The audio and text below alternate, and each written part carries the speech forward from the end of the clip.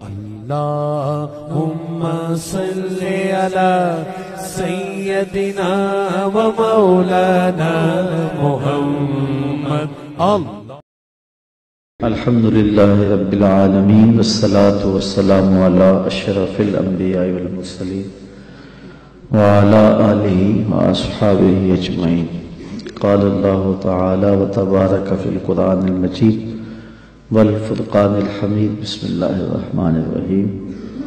يا أيها الذين آمنوا اتقوا الله ولتنظر نفس ما قدمت لغد واتقوا الله إن الله خبير بما تعملون. صدق الله مولانا العظيم. حمد و ثنا تعریف و توصیف اللہ جل مجدہ الکریم کی ذات و برکات کے لیے، رسول رحمت شفیع معظم نبی محتشم حضور ختم المرتبت صلی اللہ علیہ وآلہ وسلم کے حضور ناز میں اپنی عقیدتوں، ارادتوں اور محبتوں کا خراج پیش کرنے کے بعد واجب الاحترام ذوی الاحتشام معزز و مکرم سامعین، السلام علیکم ورحمۃ اللہ وبرکاتہ. آپ دیر سے منتظر بیٹھے ہوں گے اور میں بھی مسلسل سفر کرتے ہوئے آپ تک پہنچنے میں کامیاب ہوا. تھوڑے وقت کے لیے چند باتیں آپ کے سامنے کرنا چاہوں گا، اس جذبے کے ساتھ کہ جو کہوں اللہ اس پر مجھے بھی توفیق عمل دے اور آپ سب کو توفیق عمل نصیب کرے. یہ مجالس، یہ جمع ہونا، یہ جد و جہد، محنت، قد و کاوش اس لیے ہوتی ہے تاکہ ہماری دنیا کی زندگی بھی سنور جائے، آخرت کی زندگی بھی سنور جائے. اور جب بھی ایسی مجالس میں بیٹھیں تو یہ نیت رکھا کریں کہ جو ہم سنیں اس کو سمجھیں بھی اور اس پر عمل بھی کریں، اور اللہ کی بارگاہ میں یہ دعا بھی کیا کریں اللہ ہمارے لیے عمل کرنا آسان کر دے.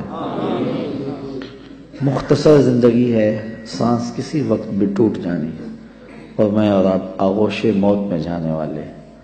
قبل اس سے کہ وہ وقت آئے اور پھر ہم پچھتائیں، کاش کہ زندگی کو اللہ کے بتائے ہوئے طریقے کے مطابق گزارا ہوتا، پھر پچھتانے سے کچھ فائدہ نہیں ہوگا. آج کا پچھتاوا کل کی بہتری کی ضمانت بن سکتا ہے، لیکن کل کا پچھتاوا سوائے حسرت بڑھانے کی اور کچھ نہیں ہوگا. اس لیے ہمیں آج اپنی زندگی کہ شب و روز کا محاسبہ کرنا چاہیے. وقت پر کافی ہے ایک قطرہ بھی آب خوش ہنگام کا، جل گیا جب کھیت برسا می تو پھر کس کام کا. میں نے تو کتب تصوف میں پڑھا ہے، دیگر کتب میں پڑھا ہے کہ قیامت کے دن نیکوکار بھی پچھتائیں گے. بدکاروں کا پچھتانا تو سمجھ میں آتا ہے کیوں پچھتائیں گے، لیکن نیکوکار کیوں پچھتائیں گے؟ جب وہ اپنے اچھے اعمال کی جزا دیکھیں گے تو پچھتائیں گے جو چند لمحے ضائع کیے وہ بھی کیوں ضائع کیے، وہ بھی اللہ کی یاد میں گزار دیے ہوتے، اس کے ذکر میں گزار دیے ہوتے. تو صاحبو، میرے پاس بھی آپ کے پاس بھی آج موقع ہے، کل نہیں ہوگا. تو اس وقت کو، اس فرصت کی گھڑیوں کو، ان لمحوں کو میں اور آپ غنیمت سمجھیں. قبل اس سے کہ توبہ کا دروازہ بند ہو جائے اور پھر پچھتاوا ہو، آج اگر تھوڑا سا تدبر کر لیں اور وقت پر ہم اللہ کے حضور حاضر ہو جائیں تو کل کی زندگی بہتر ہو سکتی ہے. ایک مجذوب تھا، فقیر تھا، وہ بازار میں کھڑا رو رہا تھا. کسی نے اس کو روک کے پوچھا کہ یہاں کیوں رو رہے ہو کھڑے ہو کے؟ تو اس نے کہا کہ میرا پروگرام بنا تھا ان بندوں کی اور رب کی صلح کروا دوں. تو کہا پھر کیا ہوا؟ کہا کہ وہ تو مانتا، یہ نہیں مانتے. وہ کہتا ہے ان کو لے آ میری چوکھٹ پہ، ایک آنسو سے پچھلے گناہ دھو ڈالوں گا، خطائیں معاف کر دوں گا، بلکہ میرا وعدہ رہا کہ ان کے گناہوں کو بدل کے نیکیوں میں تبدیل کر دوں. میں نے ان کو سمجھایا ہے کہ رحمت کا در کھلا ہے، اس کی رحمت کی بارشیں اتر رہی ہیں. وہ کہتا ہے آ جاؤ میری چوکھٹ پہ، لیکن یہ ایسے کھوئے ہیں کہ میری بات ہی نہیں سنتے. مجھے ان کے رویے پہ رونا آ رہا ہے، ان کی قسمت پہ رونا آ رہا ہے کہ ایسے موقع روز ملتے ہیں.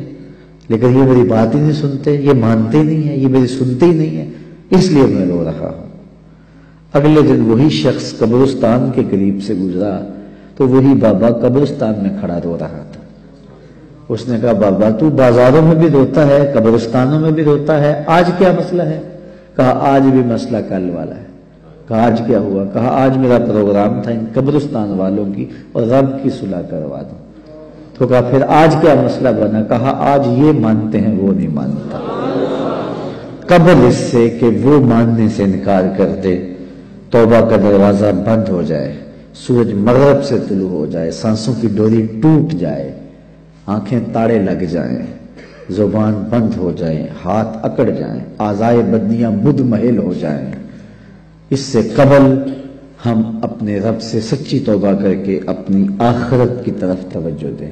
میں نے جو قرآن مجید سے کلمات پڑھے ہیں ان میں اسی مضمون کو بیان کیا گیا، یا ایھا الذین آمنوا اتقوا اللہ، اے ایمان والو اللہ سے ڈر جاؤ، وَلْتَنْظُرْ نَفْسٌ مَا قَدَّمَتْ لِغَدٍ، اور ہر جان یہ دیکھے اس نے آنے والے کل کے لیے آگے کیا بھیجا ہے۔ حضور فرماتے ہیں جب کوئی شخص فوت ہوتا ہے تو لوگ کہتے ہیں اس نے پیچھے کیا چھوڑا ہے، فرشتے کہتے ہیں اس نے آگے کیا بھیجا ہے۔ میں اور آپ دیکھیں کہ ہم نے آگے کیا بھیجا ہے۔ ہماری اصل کمائی وہ ہے جو ہم آگے بھیج چکے ہیں۔ فرمایا کہ ابن آدم کہتا ہے مالی مالی مالی، فرمایا اس کا مال وہ ہے جو اس نے کھایا یا پہنا اور پرانا کر دیا، باقی اس کا نہیں، باقی اس کے وارثوں کا ہے، اور یا پھر وہ ہے جو اس نے آگے بھیج دیا، باقی تو بھی کفن بھی میلا نہیں ہوگا کہ بانٹ لیں گے۔ اللہ اکبر، جن کے لیے گناہ کیے، پاپ کیے، وہ تو اپنے ہاتھ سے غسل دینے کو تیار نہیں ہوں گے، وہ تو قمیض بھی پھاڑ کے اتاریں گے۔ میاں صاحب بولے جاندی واری ڈرونا بنیو تے ہاتھ نہ لاندے ڈردے، جاندی واری ڈرونا بنیو تے ہاتھ نہ لاندے ڈردے، جنہ لئی تو پاپ کمائے اج کتھے نہیں تیرے کر دے۔ وہ تو غسل دینے کے لیے تیار نہیں، انہیں خوف آتا ہے۔ قبرستان کے اوپر بھی کرائے کے بچے بٹھا دیے، وہ خود قرآن پڑھنے کی توفیق بھی نہیں رکھتے وہاں جا کے۔ تو وہی عمل ایسا ہے جو ہم نے اپنے ساتھ لے کے جانا ہے، اپنی آخرت کے لیے سوچنا، کبھی دھوکے نہ پڑنا۔ میرے پہ ناراض نہ ہونا، میں سچی بات کرنے کا عادی ہوں، میرے پہ پیر ناراض ہو جاتے ہیں۔ میں کہتا ہوں پیر وہ ہے جو تمہیں آخرت کی فکر دے، تمہاری زندگی کو اوکھا کر دے۔ جو کہتا ہے بس ٹھیک آگے ہو تمہیں موج ہی موج ہے، یہ تماشا نہیں ہے، یہ ایک نظام ہے، یہ دنیا ہے، آخرت ہے، اعمال کی جواب دہی ہے۔ اقبال کہتا ہے تو نے پوچھی ہے امامت کی حقیقت مجھ سے، حق تجھے میری طرح صاحب اسرار کرے، ہے وہی تیرے زمانے کا امام برحق جو تجھے حاضر و موجود سے بیزار کرے، دے کے احساس زیاں تیرا لہو گرما دے، فقر کی سان چڑھا کر تجھے تلوار کرے، موت کے آئینے میں دکھلا کے رخ دوست تیرے لیے زندگی اور بھی دشوار کرے، فتنہ ملت بیضا ہے امامت اس کی جو مسلمان کو سلاطین کا پرستار کرے۔ آپ نوٹ پھینک رہے ہوتے ہیں، جھوم رہے ہوتے ہیں، اور نعت کہہ رہا ہوتا ہے بس تم آگے ہو نعت خواں میں، تو نعت خوانی میں آگے ہو، بس بخشے گئے ہو، اللہ کرم کرے، اس کے لیے کوئی مشکل نہیں ہے، لیکن نظام ایسا نہیں ہے۔ ہم سے عمل مانگا گیا ہے، ہم سے سجدے مانگے گئے، ہم سے حقوق اللہ، حقوق العباد کو پورا کرنے کا تقاضا کیا گیا ہے۔ ہماری زندگی ہے، ایک نظم ہے، پورا نظام شریعت ہے، تو ہم نے اپنی زندگی کے لیے محنت کرنی ہے۔ یار ایک مزدور نے 500 روپیہ کمانا ہو تو 8 گھنٹے کم از کم اسے جو ہے وہ ایک دن میں مزدوری کرنی پڑتی ہے، پھر جا کے شام کو اس کو 500 روپیہ ملتا ہے۔ تو جنت اتنی ہی سستی ہے کہ یوں ہی مل جائے گی۔ ام حسبتم ان تدخلوا الجنہ، کیا تم نے یہ گمان کر لیا ہے کہ جنت یوں ہی مل جائے گی؟ جبکہ تم سے جو پہلے تھے ان کو مصیبتوں میں مبتلا کیا گیا، آزمائشوں میں ڈالا گیا، اور وہ جھنجھوڑ دیے گئے۔ وزلزلوا، یہاں لفظ آتے وزلزلوا، انہیں جھنجھوڑ دیا گیا، یہاں تک کہ وقت کا نبی بھی پکار اٹھا اہل ایمان بھی پکار اٹھے مالک تیری مدد کب آئے گی؟ تو پھر ہم نے کہا بس ہماری مدد آیا جا رہی ہے۔ تو دنیا آخرت کی کھیتی ہے، آخرت کے لیے تخم عمل ڈالو۔ آج جو تخم عمل ڈالے گا کل وہ فصل کاٹ لے گا۔ دنیا بوائی کا موسم ہے، آخرت کٹائی کا موسم ہے۔ جو بوائی کے موسم میں سحری کے وقت اٹھتا نہیں، ہل جوتتا نہیں، زمین کو کھودتا نہیں، بیج ڈالتا نہیں، سہاگا دیتا نہیں، پانی ڈالتا نہیں، جڑی بوٹیاں تلف نہیں کرتا، تو کیا کٹائی کے موسم کے اندر وہ فصل اٹھا لے گا؟ فصل وہی اٹھائے گا جو مٹی کے ساتھ مٹی ہو گیا، جو سحری کے وقت اٹھا، جس نے چھڑکاؤ کیا، پانی ڈالا، بیج ڈالا، تخم عمل ڈالا، پھر جڑی بوٹیاں ہوگی ان کو کاٹتا رہا۔ اس نے کتنی محنت کی، تیز ہوا چلی تو دل ڈولنے لگا کہیں فصل نہ اجڑ جائے، دھوپ زیادہ گرم ہو گئی تو پریشان ہو گیا، ہاتھ پھیلا کے دعائیں مانگتا رہا، پانی خشک ہونے لگا تو سینچتا رہا پانی کہ میرے بوٹے سوکھ نہ جائیں، پھر جا کے کہیں پھل پکا اور پھر جا کے اس نے کھیتی اٹھائی۔ میاں یہ دنیا فرمایا میرے حضور نے آخرت کی کھیتی ہے۔ سحری کے وقت اٹھو، آنسو بہاؤ، تخم عمل ڈالو اور گوڈی کرو، جڑی بوٹیاں اگنے لگ جائیں گی تمہارے عمل کے بعد بھی، کھیتی بونے کے بعد بھی۔ تم نے بویا کچھ تھا لیکن حسد کی جڑی بوٹی، حقد کی، نفرت کی، بغض کی، کینے کی، آؤ ذرا ان جڑی بوٹیوں کو بھی کاٹیں، نکالیں، سب کچھ پیش کر کے پھر کسی آندھی سے بھی ڈریں۔ شیطان نفس بعض کا سارا بنا ہوا کھیل گوا دیتا ہے۔ بلم بن باؤا کی مثال ہمارے سامنے، بنی اسرائیل کا مستجاب الدعوات ولی تھا، ہاتھ پھیلا کے دعا مانگتا، منہ پہ ہاتھ بعد میں پھیرتا، قبولیت پہلے ہو جاتی، اتنا مقبول تھا، لیکن بھٹک گیا۔ پھر اسی کے بارے میں قرآن نے کہا مثلہ کمثل الکلب، اس کی مثال کتے کی مثال ہے، زبان لٹک گئی، زمین چاٹتا تھا۔ اسی لیے میاں صاحب بولے پڑھنے اتے مان کرینا تے نہ آکھی میں پڑھیا، او جبار کا ہار صداوے متا روڑ دے وے دودھ کڑیا۔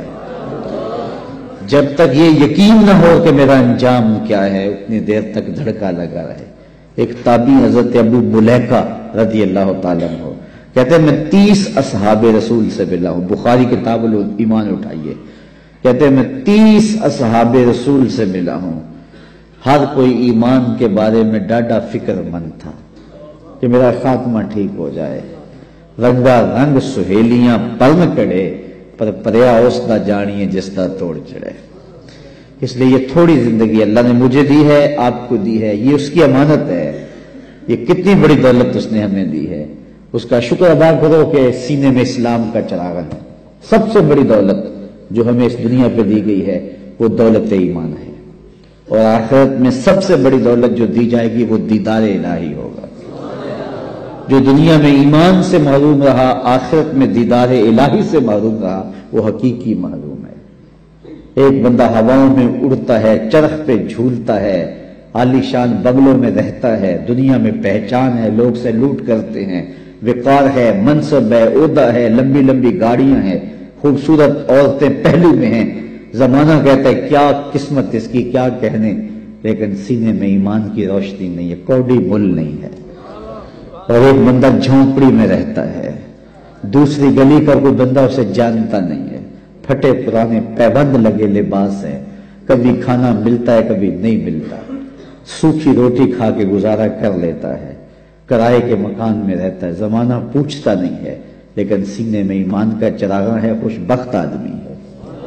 اللہ اکبر، خوش بخت وہ ہے جس کے سینے میں ایمان کی روشنی ہے۔ اللہ کا شکر ہے ہم مسلمانوں کے گھر پیدا ہوئے، اگر ہم کسی ہندو کے گھر پیدا ہوتے تو پی ایچ ڈی بھی کر لی ہوتی تو ایمان نہ ملتا۔ کتنے پی ایچ ڈی ڈاکٹر ہیں اور بت کے آگے ہاتھ جوڑے کھڑے، اتنا علم، اتنی بھاری بھرکم ڈگری سمجھ نہیں آ رہی کہ اپنے بدن پہ بیٹھی مکھی تو اڑا نہ سکے، میری ضروریات کا کفیل کیسے ہو سکتا ہے، لیکن ہاتھ جوڑے کھڑے ہیں، سمجھ نہیں آ رہی۔ گائے کے پیشاب کو تبرکن پی رہا ہے، ہیڈ MBBS ڈاکٹر ہے، ڈگری دیکھیے، لیکن گائے کے پیشاب کو تبرک سمجھ رہا ہے، گاؤ ماتا کا تبرک۔ اللہ اکبر، یار جو سکی ماں ہے اس کا پیشاب تو پیا نہیں جا سکتا، تو جو گاؤ ماتا فرضی ماں بنائی اس کا پیشاب پی رہا ہے، لیکن اس کو سمجھ نہیں آ رہی، فہم ادراک کام ہی نہیں کر رہا۔ میرا تعلق ایک دیہات سے ہے، میں نے اپنی مسجد کی ٹوٹیوں پہ ایک بچے کو دیکھا جس کی عمر 8-9 سال ہو گئی کہ وہ اپنے پانچے کو مل مل کے دھو رہا ہے، تو میں دودھ سے جھڑکنے کے لہجے میں کہا تم نے اتنا پانی کھولا ہوا ہے؟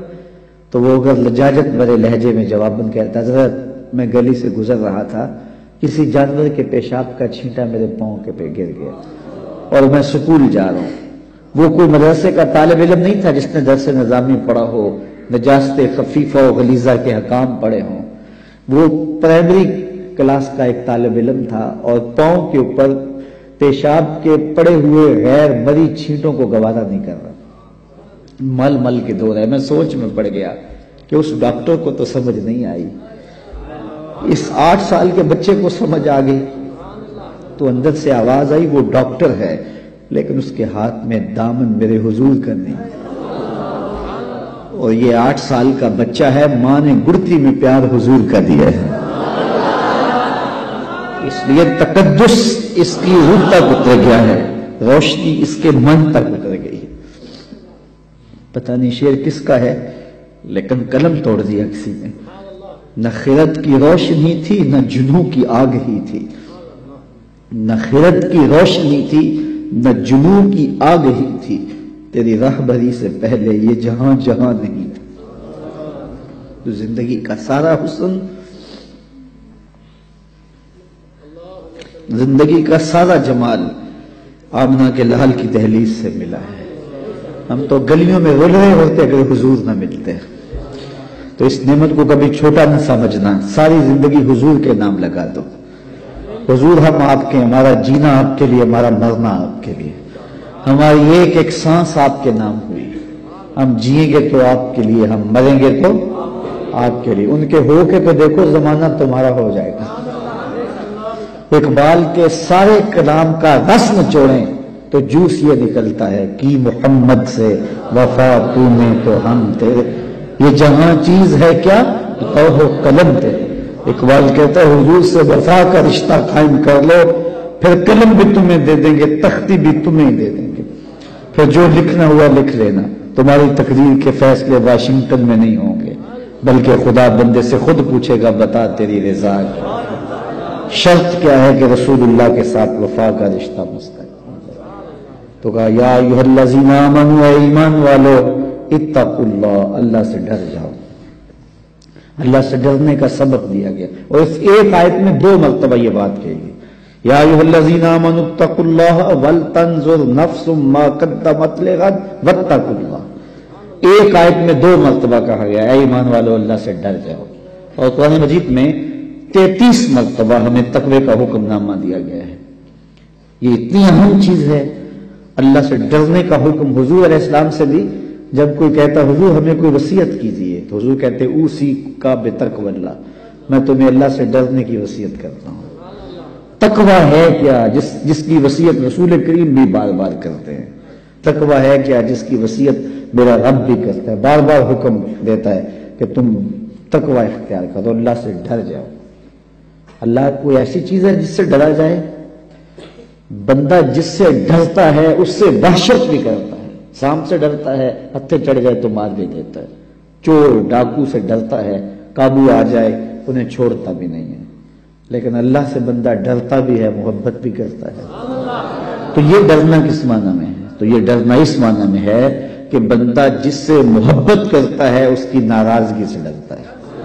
اللہ سے ڈرنا اس معنی میں ہے کہ وہ ناراض نہ ہو جائے، وہ روٹھ نہ جائے، چونکہ میں اس سے پیار کرتا ہوں، اور جس سے بندہ پیار کرتا ہے اس کے تو تیور بدلے تو نیندیں اڑ جاتی ہیں۔ تو بندہ رب سے پیار کرتا ہے، کتنا پیار کرتا ہے؟ قرآن سے پوچھیے والذین آمنوا اشد حبا للہ، ایمان والے اللہ کو ٹوٹ کے چاہتے ہیں۔ دنیا میں کسی نے کسی سے اتنا پیار نہیں کیا ہوگا جتنا بندوں نے رب سے پیار کیا ہے۔ اللہ اکبر۔ تو جس سے پھر پیار کیا جائے اس کی ناراضگی سے ڈرا جاتا ہے، تو پھر ناراضگی سے بچنے کے لیے اس کے حکموں کو توڑنے سے بچا جاتا ہے۔ اللہ سے ڈرنے کا مطلب یہ ہے اس کے حکام بجا لائے جائیں۔ اللہ سے ڈرنے کا مطلب یہ ہے اس کی نافرمانیوں سے بچا جائے، جن کاموں سے روکا ہے رک جایا جائے، جن کاموں کا حکم دیا ہے بجا لائے جائیں۔ یہ ہے اللہ سے ڈرنے کا مفہوم۔ تو کہا ہے ایمان والو اللہ سے ڈر جاؤ، یہ تقوی اختیار کرو۔ ویسے تقوی کے بارے میں تو اتنا کچھ لکھا علماء نے، یہ الگ مضمون ہے، لیکن دو ایک باتیں۔ بعض نے کہا تقوی یہ ہے کہ نیکی کرنے کے باوجود بھی ڈرا جائے کہ پتہ نہیں نیکی قبول ہوئی ہے یا نہیں، نیکی کرنے کے باوجود بھی یہ کیفیت ہو۔ بعض لوگ نیکی کر کے پھول جاتے ہیں، اور کسی نے 2 نمازیں زیادہ پڑھ لی تو بے نمازیوں کو حقیر سمجھنے لگ جاتے ہیں۔ نیکی کرنے کے بعد پھولنا نہیں ہے، نیکی کرنے کے بعد بھی خوف رہے پتہ نہیں قبول بھی ہوئی ہے کہ نہیں۔ حضرت عمر عید کے دن رو رہے تھے، کسی نے کہا آج تو خوشیوں بھرا دن ہے، کہا مجھے نہیں پتا میرے روزے قبول ہوئے ہیں یا کہ نہیں۔ حضرت بازید بستامی کو ایک بڑھیا نے کہا حضرت ایک مسئلہ پوچھنے آئی ہوں، کہا پوچھئے۔ کہا میرے گدھے کی دم اچھی ہے یا آپ کی داڑھی اچھی ہے؟ ایسا مسئلہ کو مجھے پوچھے کر جانے کہاں پائے۔ لیکن بازید بستامی رو پڑے، کہا بڑھیا تیرے سوال کا جواب میرے پاس نہیں ہے، ابھی تو مجھے پتہ ہی نہیں ہے کہ میرا ماجرا کیا ہے، یہ تو مرنے کے بعد ہی بتا سکتا ہوں۔ حضرت بازید کا انتقال ہو گیا، بڑھیا کو خواب میں ملے، اس نے کہا میرا سوال اسی جگہ پہ کھڑا ہے۔ کہا اللہ کا شکر ہے میرا خاتمہ ایمان پہ ہو گیا، تیری داڑھی تیرے گدھے کی دم کو میری داڑھی سے کیا نسبت ہے؟ تو بڑھیا نے کہا بتاؤ آپ کے رب نے آپ کے ساتھ کیا سلوک کیا؟ تو حضرت بازید کہتے ہیں جب میں مالک کے حضور پیش ہوا تو مالک نے پوچھا ہے بوڑھے بتا میرے پاس کیا لے کر آیا ہے؟ 72 سال کی عمر میں انتقال ہوا تھا۔ تو آواز آئی ہے بوڑھے بتا میرے پاس کیا لے کر آیا ہے؟ تو بازید بستامی کہتے ہیں میں نے جواباً عرض کی مالک بادشاہوں کی چوکھٹ پہ فقیر آئے ہیں تو شہنشاہ یہ تو نہیں پوچھا کرتے کیا لے کر آئے ہو، شہنشاہ تو فقیروں کو یہی پوچھتے ہیں کیا لینے آئے ہو۔ تو میں لے کر تو کچھ نہیں آیا، تیری رحمت کا سوالی بن کے آیا ہوں۔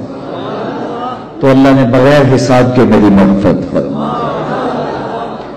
تو جب تک یہ یقین نہ ہو کہ میرا انجام کیا ہے، دھڑکا تو لگا رہے، مومن کی زندگی ہے۔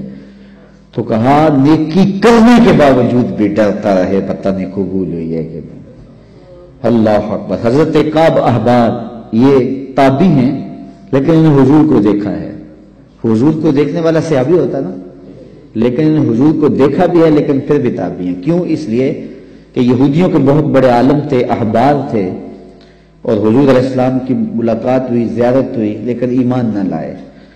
پھر حضرت عمر فاروق کے دور میں انہوں نے اسلام قبول کیا، تو حضور کو دیکھا بھی ہے لیکن صحابی نہیں، تابعی ہیں۔ لیکن پچھلی کتابوں کے عالم بھی تھے اور دین متین کے عالم بھی ہوئے، تو صحابہ ان سے مسائل بھی پوچھتے تھے۔ تو ابن عمر نے کہا اے کعب احبار یہ قرآن میں جو بار بار تقوی کا لفظ ہے اس کا کیا مطلب ہے؟ تو حضرت کعب احبار کہنے لگے کہ کبھی تم ایسی وادی سے گزرے ہو جہاں خاردار جھاڑیاں ہوں؟ تو انہوں نے کہا ہاں کئی مرتبہ گزرا ہوں۔ کہا کیسے گزرے ہو؟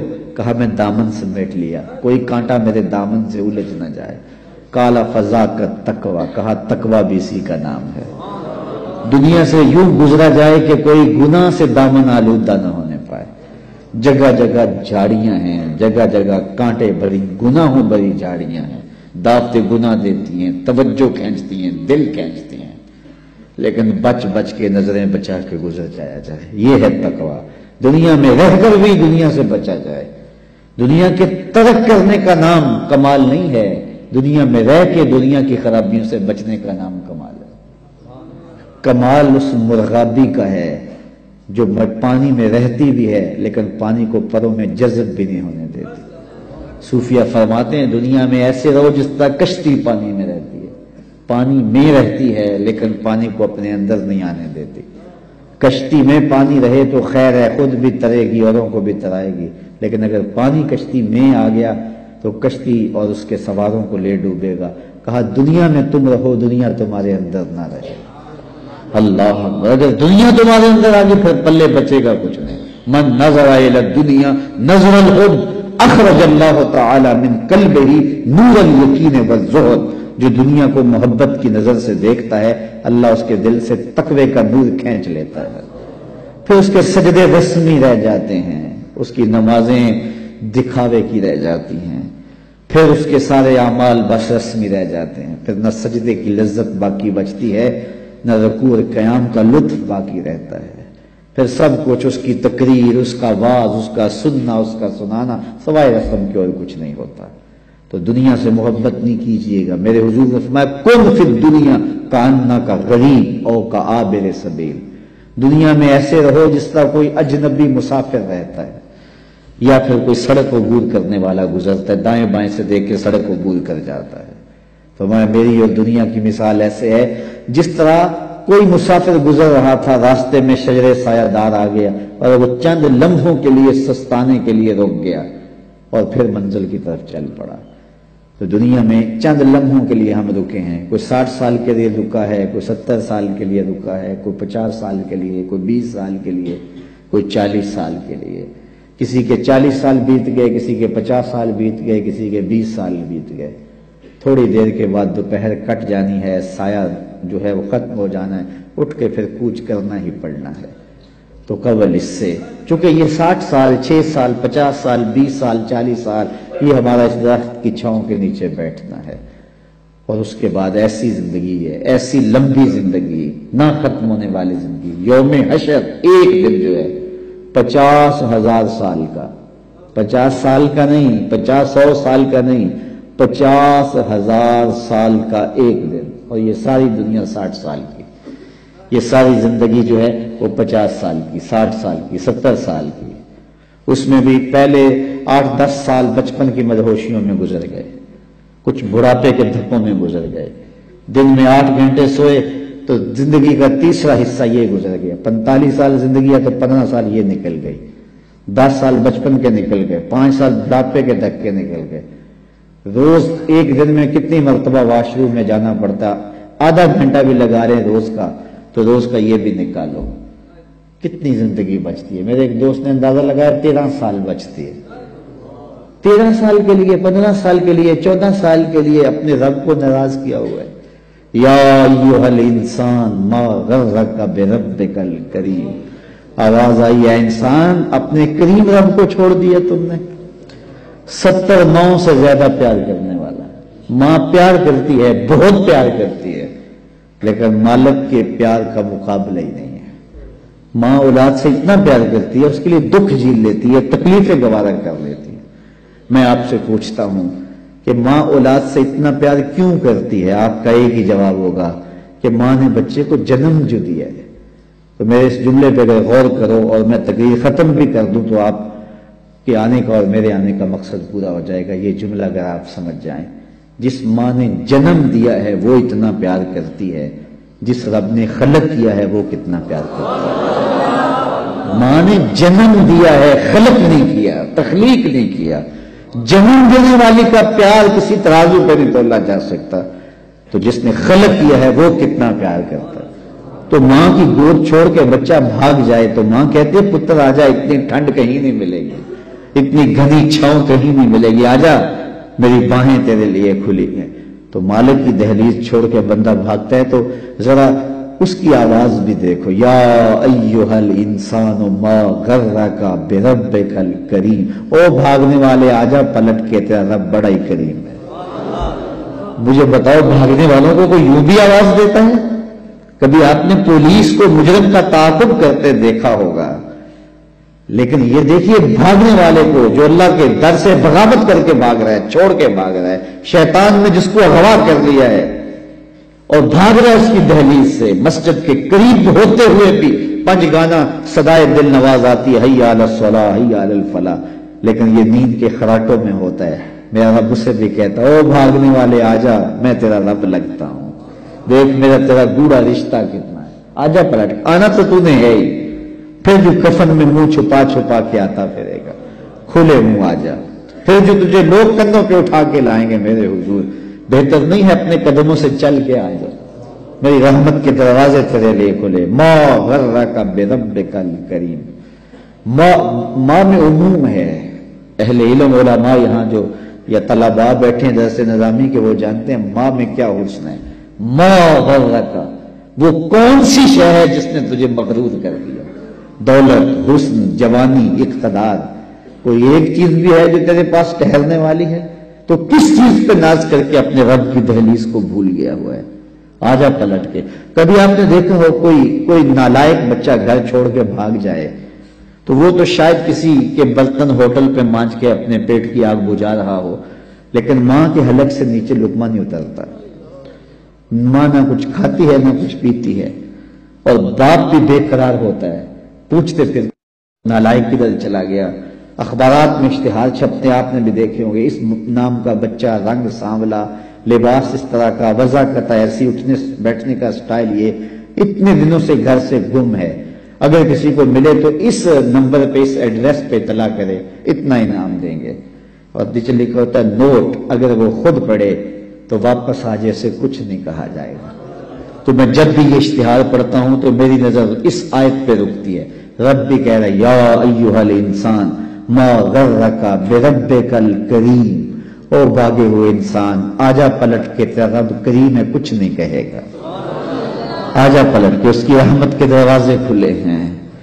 مجرم جب بھاگتا ہے تو واپس آتے ہوئے وہ ڈرتا ہے کہ کیا سلوک ہوگا، لیکن یہ دہلیز ایسی ہے، مجرم بھاگ گیا ہے تو اس کی رحمت آوازیں دے رہی، آجا آجا پلٹ کے، میری رحمت کے دروازے کھلے ہوئے ہیں. اور پھر اتنا کرم ہوتا ہے، اتنا کرم ہوتا ہے، جب بندہ اس کے حضور واپس آتا ہے اللہ گناہوں کو بدل کے نیکیوں میں تبدیل کر دیتا ہے. کتنی کرم نوازیاں ہیں. تو کتنا بد نصیب ہے جو اس کی دہلیز پہ نہیں آتا. ہم تو مائل بکرم ہیں، کوئی سائل ہی نہیں. راہ دکھلائیں کسے رہ ربے منزل ہی نہیں، جلوائے طور تو موجود ہے کوئی موسیٰ ہی نہیں. تو اس کی رحمتیں آوازیں دے رہی، یا ایھا الذین آمنوا اتقوا اللہ، اے ایمان والو اللہ سے ڈر جاؤ. ولتنظر نفس ما قدمت لغد، اور ہر جان دیکھے اس نے آنے والے کل کے لیے آگے کیا بھیجا ہے. میں دنیا کے مختلف ممالک میں جاتا ہوں. ابھی میں جو ہے وہ گھر نہیں آیا، میں سری لنکا سے سیدھا کراچی اور وہاں سے پشاور اور آپ کے پاس آ گیا. تو وہاں میں جہاں بھی جاتا ہوں تو ایک بات ضرور کہتا ہوں دوستوں کو. پاکستان سے گئے ہوئے لوگ ہوتے ہیں تو میں ان کو کہتا ہوں کہ تم یہاں 3-3, 2-2, 4-4 مرلے کے گھروں میں رہ رہے ہو، اور ایک کوارٹر کے اندر میں دیکھتا ہوں کہ 15-15 نوجوان رہ رہے ہوتے ہیں. تو میں کہتا ہوں پاکستان میں اگر میں کبھی آپ کو ملنے جاؤں آپ کے علاقے میں تو آپ کی 5 کنال کی 4 کنال کی کوٹھی ہوتی ہے، اور وہاں آپ سال میں صرف 1 مہینے کے لیے جاتے ہو، اور یہاں آپ جو ہے وہ 11 ماہ رہنا ہوتا ہے، اور یہاں ایک چھوٹے سے کوارٹر میں 15 لوگ رہ رہے ہو اور کھانا بھی خود پکا رہے ہو. تو یہاں آپ گھر کیوں نہیں بناتے؟ تو وہ کہتے ہیں حضرت آپ جانتے ہیں یہاں ہم نے کون سا بیٹھ رہنا ہے، اصل ہم نے وہاں پلٹ کے اپنے ملک ہی جانا ہے نا، تو اس لیے ہم نے وہاں کے لیے انویسٹمنٹ کی ہے. یہاں سے کماتے ہیں وہاں بھیجتے ہیں. میں نے کہا یہی مثال دنیا اور آخرت کی سمجھ لو. یہاں سے کمائی کرو اور جنت کے لیے وہاں محل بناؤ. یہاں جیسے بھی گزرے گی گزری جائے گی، اصل زندگی آخرت کی زندگی. اس لیے خندق کھودتے صحابہ کو دیکھا تو پیار آیا تو یہی کہا، اے اللہ زندگی تو آخرت کی زندگی ہے، میرے انصار کو بھی بخش دے، میرے مہاجروں کو بھی بخش دے. تو جس کی آخرت ٹھیک ہوئی وہی سرخرو ہے. دنیا بھی ٹھیک ہو، ہم نہیں کہتے دنیا ٹھیک نہ ہو، اسلام دنیا بھی ٹھیک گزارنے کی تلقین کرتا، لیکن ترجیح آخرت کی ہے. لیکن ہم ایسے غافل، ہماری ترجیح دنیا ہے. بل تؤثرون الحیات الدنیا والآخرۃ خیر وابقی، تم جیتی دنیا کو ترجیح دیتے ہو، حالانکہ آخرت بہتر بھی ہے اور دائمی بھی ہے. وہ نہ ختم ہونے والی زندگی ہے، یہ ختم ہو جانے والی، یہ خواب ٹوٹ جائے گا. مجھے بتائیے، آپ میں سے 70-80 سال کے بوڑھے لوگ بھی بیٹھے ہیں، اور 30-35-40 سال کے جوان بھی بیٹھے ہیں، 16-17-18 سال کے نوعمر بھی بیٹھے ہیں. سب مجھے بتائیے جن کی 40 سال یا 50 سال یا 60 سال زندگی گزری، تو وہ بتاؤ کہ کیسے گزری، کتنی دیر لگی؟ تو سب کہیں ایسے ہی گزر گئی، چٹکی میں گزر گئی. یہ کل کی کہانی ہے. ہمیں دیہات کی گلیاں دکھائی دے رہی ہیں، وہ کاغذ کی کشتی، وہ بارش کا پانی، وہ کل کی کہانی ہے. وہ مٹی کے گھروندے، وہ بچپن، ابھی کل کی کہانی، ننھی سی ایک لکیر ہے اور ہم یہاں آ کھڑے ہوئے. تو میں کہتا ہوں وہ 60 سال گزرتے پتہ نہیں چلا، تو آگے 60 سال تو نہیں ہے. 40 سال گزرتے خبر نہیں ہوئی، تو آگے 40 سال تو نہیں ہے. تو جب وہ گزر گئے اور ایسے گزر گئے باقی 2 سانسیں ہیں یا 2 سال ہیں یا 20 سال ہیں یا 30 سال ہیں تو وہ بھی ایسے ہی گزر جائیں گے. تو اصل زندگی آخرت کی زندگی ہے جس میں اختتام ہی نہیں ہے. کہتے ہیں جنتی جنت میں جا کے ایک ہی خوف ایک ہی خدشے میں ہوں گے کہیں موت نہ آ جائے, یہ منظر بدل نہ جائے. اور جہنمی جہنم میں جا کے ایک ہی امید ہوگی انہیں, کاش کہ موت آ جائے تو جان چھوٹ جائے. پھر مینڈے کی شکل کے اندر جو ہے وہ حشر کے میدان میں موت کو لایا جائے گا. جنتی جنت سے اور جہنمی جہنم سے دیکھ رہے ہوں گے, اور پھر مینڈے کی شکل میں لائی ہوئی موت کو ذبح کر دیا جائے گا. اب موت کو بھی موت آ گئی تو جنتی اتنے خوش ہوں گے کہ اگر خوشی سے مرا جاتا, موت کو موت نہ آئی ہوتی تو یہ مر جاتے. اور جہنمی اتنے دکھی ہوں گے کہ اگر موت کو موت نہ آئی ہوتی اور غم سے مرا جا سکتا ہوتا تو یہ مر جاتے. ایک ابدی زندگی ہے جو نہ ختم ہونے والی ہے, اور یہ زندگی بکھر جانے والا خواب ہے. تو میں سمجھتا ہوں اس سے بڑا جو ہے وہ احمق نہیں ہے جو اپنی آخرت کو برباد کرتا ہے. تو سورۃ الاعلیٰ کے اندر خاص طور پہ یہ بات کہی گی, بل تؤثرون الحیاۃ الدنیا والآخرۃ خیر وابقی ان ھذا لفی الصحف العولی صحف ابراہیم وموسیٰ. کا یہ صرف ہم نے قرآن میں بیان نہیں کیا, یہ حضرت ابراہیم حضرت موسیٰ پر جو صحیفے اترے تھے یہ کہانی ہم نے وہاں بھی لکھی ہے, انسان کو بتایا ہے, اس کو معاد کی خبر دی ہے, دنیا کی بے ثباتی کی کہانی بتائی ہے. تو وہ اس دنیا میں رہ کے اپنی آخرت کی طرف توجہ دے. یہ بوائی کا موسم ہے, آخرت کٹائی کا موسم ہے. تخم عمل ڈالے, محنت کرے, گوڈی دے, جڑی بوٹیاں تلف کرے, اپنے عمل کی بہتریاں کرے, آنسوں کا چھڑکاؤ کرے, تہجد کے سجدے نصیب ہوں, 5 گانا نمازوں میں کوتاہی ممکن ہی نہ ہو. ہمارے بزرگ فرمایا کرتے تھے سونے سے قبل 5 انگلیاں بھی گن لیا کرو, 5 نمازیں بھی گن لیا کرو. اور اگر تہجد نصیب ہو جائے, کتنے خوش نصیب ہیں وہ لوگ جو سحری کا اٹھنا پا لیتے ہیں.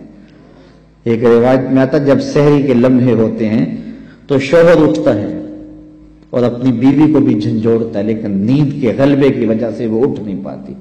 خیر یہ چلا جاتا ہے, وضو کرتا ہے, واپس آتے ہوئے چلو میں تھوڑا سا پانی لے آتا ہے اور اپنی بیوی کے اوپر چھڑک دیتا ہے تو وہ بھی اٹھ جاتی ہے, اور یہ مصلی بچھا کے نماز پڑھنے لگ جاتا ہے. اللہ کے حضور سجدہ ریزیاں کرتا ہے, اور وہ بھی جلدی سے وضو کر کے اس مصلی کے ساتھ مصلی بچھا کے خاتون بھی نماز پڑھنے لگ جاتی ہے. تہجد کے سجدے ہیں, سحری کے لمحے ہیں, رات کی تاریکیاں ہیں, کوئی دیکھنے والا نہیں ہے, 2 مصلی بچھے ہیں, ایک پہ شوہر کھڑا ہے, ایک مصلی پہ بیوی کھڑی ہے. رب کی دہلیز کا نوکر اور اس کی چوکھٹ کی باندی دونوں سجدہ ریز ہیں. حدیث میں آتا ہے جب یہ سجدے کر رہے ہوتے ہیں اللہ دیکھ کے مسکرا رہا ہوتا ہے, اپنی شان کے مطابق مسکرا رہا ہوتا ہے کہ دیکھو میرا بندہ اور میری بندی میرے لیے سجدے کر رہے ہیں. پھر کتنی رحمتیں برستی ہیں, کتنی کرم نوازیاں ہوتی ہیں. ذرا اپنی سحریوں کا آغاز سجدوں سے کرو, پھر آپ کو کسی بابے کے پاس نہیں جانا پڑے گا کہ جن آ گیا, بھوت آ گیا, ہمارے گھر میں سایہ ہو گیا, بدروحوں کا اثر ہو گیا, کسی نے تعویذ ڈال دیے, جادو کر دیا, ٹونا کر دیا.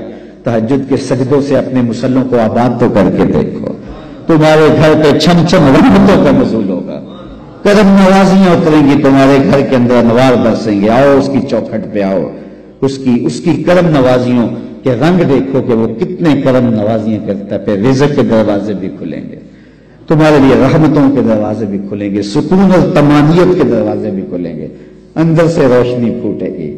تہجد کے وقت جب سجدے میں سر رکھ کے کہو گے سبحان ربی الاعلی, تو پھر اندر سے ایسی روشنی پھوٹے گی, اندر بوٹی مشک مچایا اتے جاں پھلاں تے آئی ہو. پھر کیفیات نصیب ہوں گی, پھر من میں چراغا ہوگا. آؤ اپنے آپ کو مالک کی چوکھٹ پہ لے جاؤ, اس کی دہلیز پہ لے جاؤ. تو کہا ہر جان یہ دیکھے اس نے آنے والے کل کے لیے آگے کیا بھیجا ہے. پھر کہا واتقوا اللہ, اور اللہ سے ڈر جاؤ. پھر دوبارہ وہی تلقین کی.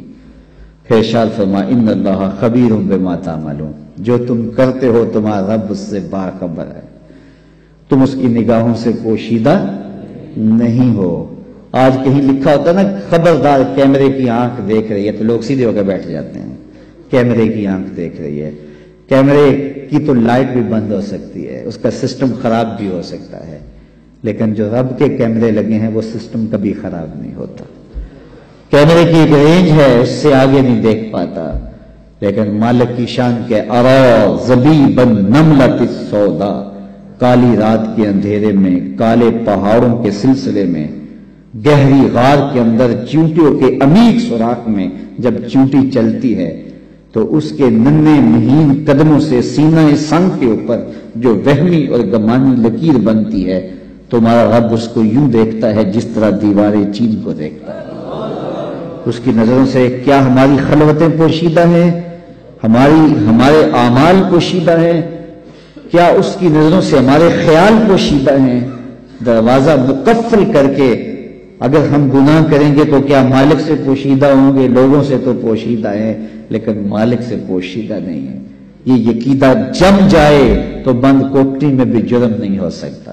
آپ دیکھتے نہیں ہیں کہ جب دروازے مقفل کر کے بت کے اوپر بھی موٹا کھیس ڈال کے زلیخا بولی ہے تلک یوسف اب تو آ جاؤ، اب تو کوئی نہیں دیکھ رہا، تو جناب یوسف نے کہا کالا معاذ اللہ، میں اللہ کی پناہ میں آتا ہوں، تو اپنے اس بے جان بت اور مجسمے سے بھی حیا کرتی ہے اور اس کے اوپر بھی جو دیکھ نہیں سکتا پردہ ڈال لیا ہے، اور میں اس سے حیا نہ کروں جو ساتویں کوٹڑی میں بھی دیکھتا ہے۔ پھر اتنی روشنیاں برستی ہیں کہ گناہ کا تصور بھی محال ہوتا ہے، اور یوسف بھاگتے ہیں تو اللہ دروازے کو شادہ کرتا چلا جاتا ہے۔ تو آؤ تو اس چوکھٹ پہ تو وہ تو بند کمروں کے ماحول دیکھتا ہے، اس سے تو کوئی چیز پوشیدہ نہیں ہے۔ یہ یقین اتر جائے، روح میں جم جائے تو پھر زندگی سنور جاتی ہے۔ اور میں آپ کو ایک اور بات عرض کرنا چاہتا ہوں کہ بطور سنی آپ تو یہ بھی عقیدہ رکھتے ہیں کہ رسول کریم کی نگاہوں سے کچھ پوشیدہ نہیں ہے، تو کیا یہ عقیدہ 3 گھنٹے کے مناظرے کے لیے رکھا ہوا ہے کہ عمل پہ بھی اس کا کوئی اثر ہے؟ اگر عمل پہ کوئی اثر ہے تو پھر بند خلوت کدے میں بھی جرم کرتے شرم آئے کہ رسول اللہ کی نگاہوں سے تو کچھ پوشیدہ نہیں ہے۔ پھر ہماری خلوتیں جو ہے وہ پاک ہو جائیں، ہماری جلوتیں پاک ہو جائیں، ہم رسول اللہ کی نگاہوں سے بھی پوشیدہ نہیں رہ سکتے۔ ان کی نگاہیں دوربین بھی دیکھتی ہے، ہمارے رب کی نگاہیں بھی دیکھتی ہیں، حضور اللہ کی عطا سے دیکھتے ہیں۔ تو جب یہ عقیدے جم جائیں گے، روح میں اتر جائیں گے، تو زندگی میں نظم پیدا ہو جائے گا۔ جہاں کوئی سیکورٹی نہیں پہنچتی، کوئی عقیدہ نہیں پہنچتا، کوئی جو ہے وہ کیمرہ نہیں پہنچتا، وہاں یہ عقیدہ پہنچتا ہے ان اللہ خبیر بما تعملون، جو تم کرتے ہو تمہارا رب اس سے باخبر ہے۔ تو آئیے میں اور آپ اپنی زندگی کو ایک نظم میں لائیں۔ جو اللہ نے ہمیں مہلت دی، وقت دیا، آج ہمیں اللہ نے مہلت دی ہے، ہمارے پاس ابھی زندگی ہے، سانسیں چل رہی ہیں، توبہ کا دروازہ بھی بند نہیں ہوا، اس کے چوکھٹ اس کے حضور آئیں گے، توبہ کریں گے اور سارے گناہ معاف کر دے گا۔ آئیے اپنی زندگی کو اس کی دہلیز پہ لے آئیں۔ بہت وقت ہم گزار چکے، لیکن جو وقت باقی ہے اس کو مالک کے لیے گزاریں، ایک ایک سانس اس کے نام کر دیں، اس کے محبوب کی اطاعت کو، فرما برداری کو شعار زندگی بنا لیں۔ اللہ اپنی رحمتوں کا سایہ عطا فرمائے۔ میں زیادہ لمبا خطاب کرتا، لیکن میرا خیال ہے سمجھنے کے لیے، سوچنے کے لیے، عمل کرنے کے لیے اتنی باتیں بھی کافی ہیں، اور ایک تھکے ہوئے شخص سے اتنی باتیں بھی اگر آپ تک پہنچ گئی ہیں تو ان پر عمل نصیب ہو جائے تو زندگی میں بہت کچھ تبدیلیاں لائی جا سکتی ہیں۔ میں آپ کے لیے دعا گو ہوں، اور آپ سارے لوگ میرے لیے دعا گو رہیں کہ اللہ ہم سب کی زندگی خوبصورت کر دے، خیرات حسنات دنیا اور حسنات آخرت عطا فرمائے، ہمیں بھلائیاں بھی دے، اپنی یاد بھی دے، اپنا ذکر بھی دے، ہمیں رزق حلال دے، ہر حرام کے ایک لقمے سے بھی ہماری حفاظت کرے۔ یہ دن مارو مار لگی ہے، بھاگ دوڑ لگی ہے کہ ہم بہت امیر ہو جائیں، ایک دوسرے سے امیر ہو جائیں، چھوڑو اس فکر کو، بس اللہ کے حضور پیش ہونے کا سوچو۔ حضرت سری سکتی رضی اللہ تعالیٰ عنہ فرمایا کرتے تھے، میں تو اس بات سے ڈرتا ہوں اپنے رب کا سامنا کیسے کروں گا۔ سب سے بڑی بات تو یہ ہے، تو جو اللہ نے دے دیا ہم بھوکے نہیں سوتے ہیں۔ میں تو جب سے ہوش سنبھالی آج تک بھوکا نہیں سویا، تو میرا خیال آپ بھی نہیں سوئے ہوں گے۔ وہ پتھر کے اندر جو کیڑا ہے اس کو بھی رزق دیتا ہے، اس نے رزق ذمہ لیا ہے۔ وما من دابۃ فی الارض الا علی اللہ رزقها، زمین پر چلنے رینگنے والی کوئی چیز نہیں جس کا رزق اللہ کے ذمہ کرم پہ نہ ہو۔ وہ تو یار ہمیں تو وقت کی روٹی سادہ سی چاہیے ہوتی ہے. ایک پرندہ ہے ہنس. ہنس سچے موتی کھاتا ہے, سچے موتی. اور آپ پنساری کے پاس چلے جائیں تو آپ اس کو ہزاروں روپے دیں تو وہ تولوں اور ماشوں میں آپ کو دے گا, اتنے کم یاب. اور پھر بھی آپ یقین سے نہیں کہہ سکتے کہ یہ سچے ہیں, ہزاروں روپے خرچ کر کے. تو ہمیں دوائیوں میں استعمال کرنے کے لیے وہ اگر چاہیے تو پھر تولوں ماشوں میں ملتے ہیں. اور دنیا کے اوپر ہزاروں لاکھوں ہنس پائے جاتے ہیں اور روزانہ پیٹ بھر کے ان کو موتی چاہیے ہوتے ہیں. رب روزی عطا فرماتا ہے, اس کے لیے کوئی مشکل نہیں ہے. ہماری ہنڈیا تو پاؤ 2 پاؤ دودھ جو ہے وہ گوشت پک جاتی ہے, لیکن ایک دن کے اندر ایک شیر کتنا گوشت کھاتا ہے, اللہ اسے روزی دیتا ہے. تو وہ ہماری ضروریات پورا کرنے والا, اپنی ضروریات اس کے ذمے اور اس کے جو حکم ہے وہ اپنے ذمے لے لے. من کان للہ کان اللہ لہ, جو اللہ کا ہو جائے اللہ اس کا ہو جاتا ہے. وَيَرْزُقُهُ مِنْ حَيْثُ لَا يَحْتَسِبُ, اور پھر اللہ وہاں سے دیتا ہے جہاں سے اسے گمان بھی نہیں ہوتا. ہم خام خواہ کی ٹینشن پالی ہوئی ہے سویر سے لے کر شام پر. ہمارے لیے صرف اتنا کام ہے کہ ہم مزدوری کریں, محنت کریں, دفتر جائیں, بس اتنا کام ہے. باقی کہاں سے آئے گا, کیسے ہوگا, یہ ٹینشن لینے کی ضرورت نہیں ہے. دفتر جا رہے ہو, کاروبار پہ جا رہے ہو, درود پڑھتے ہوئے جاؤ, بس بات ختم. واپس آؤ تو درود پڑھتے ہوئے آؤ. جو کام کرنا ہے وہ کرو, بس اللہ تمہارے رزق کا جو ذمہ لیا ہے. حدیث میں آتا ہے رزق بندے کو ایسے تلاش کرتا ہے جیسے موت تلاش کرتی ہے. اس لیے کوئی ٹینشن نہیں ہے, کوئی پریشانی نہیں ہے. اصل پریشانی ہے آخرت نہ بگڑ جائے, اس کا پھر دوسرا موقع نہیں ہے. 3 سوال ہوں گے قبر میں, 3 سوال ہوں گے, وہ پہلے سے بتا دیے یہ ہوں گے. من ربک ما دینک ما کنت تقول فی ھذا الرجل. تینوں پہلے, پیپر پہلے آؤٹ ہو گیا نا, پہلے بتا دیا, تیاری کر لو. ہم پیپر دیتے ہیں لیکن اگر فیل ہو جاتے ہیں پھر سپلی دوبارہ دے دیتے ہیں, پھر دوبارہ 3 موقع تو ہوتے ہیں. لیکن یہ پیپر ایسا ہے کہ پہلے آؤٹ کر دیا لیکن موقع دوسرا نہیں ملنا, وہ ایک ہی ہے موقع. اگر فیل ہو گئے تو فیل, کامیاب ہو گئے تو کامیاب. اس لیے اتنی سہولت دی, پیپر بتا دیے, پیپر کیا آئے گا, اس کا جواب کیا ہوگا, سب کچھ بتا دیا. اور پھر کہا اب اس کی تیاری کر لو. اگر کوئی نکما اب بھی فیل ہو جاتا ہے پھر کوئی دوسرا چانس نہیں ہے, کوئی سپلی نہیں ہوگی, بس پھر جو فیل جو کامیاب. جب اتنا حساس معاملہ ہے تو پھر ہم کیوں اپنی زندگی کو مرتب نہیں کرتے, کیوں منظم نہیں کرتے. اللہ تعالیٰ جل شانہ آپ سب پر اپنی رحمتوں کے سائے نازل فرمائے, اور اللہ مجھے بھی آپ کو بھی اپنی کرم نوازیوں کے حصار میں رکھے. دنیا آخرت کی بلائیاں ہم سب کا مقسوم کرے. اللہ ہمیں رزق حلال دے, رزق وسیع دے, رزق فراواں دے, رزق سہل عطا کرے, پیچیدگیوں سے بچائے, مشکلوں سے بچائے. اللہ ہماری نظروں کی حفاظت نصیب کرے. اللہ ہمارے خیالوں کی طہارت دے. ہماری بچیوں, ہمارے بیٹوں, ہماری بیٹیوں کو, ان کی خلوتوں کو اللہ پاکیزہ کر دے. یہ جدید آلات موسیقی آئے ہیں, یہ آلات آئے ہیں, انہوں نے قوم کو بگاڑ کے رکھ دیا, نئی نسل برباد ہو گئی. اقبال نے کہا تھا دل کے لیے موت ہے مشینوں کی حکومت, احساس مروت کو کچل دیتے ہیں آلات. ان آلات نے کچل کے رکھ دیا, نسلوں سے حیات چھین لیا. اللہ اکبر. یہ ویلنٹائن ڈے کے نام سے یہ کتنی بدتمیزی کی رسم ہے, اور ہمارے معاشرے کے اندر کتنے بد نصیب لوگ جو اس کو اپنی رسم قرار دے رہے ہیں. اسلام تو دین ہی حیا کا ہے. تو اللہ کی بارگاہ میں یہ دعا مانگے ہماری نسلوں کے سینوں سے کبھی حیا نہ نکلے, ان کی آنکھوں میں حیا کی بجلیاں ہمیشہ موجود رہیں, اور اللہ اس مسجد کو بھی آباد رکھے. اور سب سے بڑھ کر اللہ میرے وطن کی حفاظت کرے, ہمارے ایمان کی حفاظت کرے. الحمدللہ رب العالمین والصلاة والسلام علی اشرف الانبیاء والمرسلین. ہمارے اٹھے ہوئے ہاتھ کبھی خالی نہ پھیرنا, پھیلی ہوئی جولیاں ہمیشہ رحمتوں سے بھر دینا, من کی روشنیاں دینا, باطن کے اجالے دینا. اٹھے ہوئے ہاتھ کبھی خالی نہ موڑنا, پھیلی ہوئی جولیاں اپنی رحمات سے بھر دینا, ظاہر باطن کی پاکیزگیاں دینا. محبوب کی غلامی میں زندگی اسی میں موت عطا فرمانا, نفس و شیطان کی شر سے بچانا. اے اللہ جتنے لوگ آئے ہیں گھروں میں واپس پہنچنے سے قبل اس اجتماع کی برکتیں سب کے گھروں تک پہنچا دیں.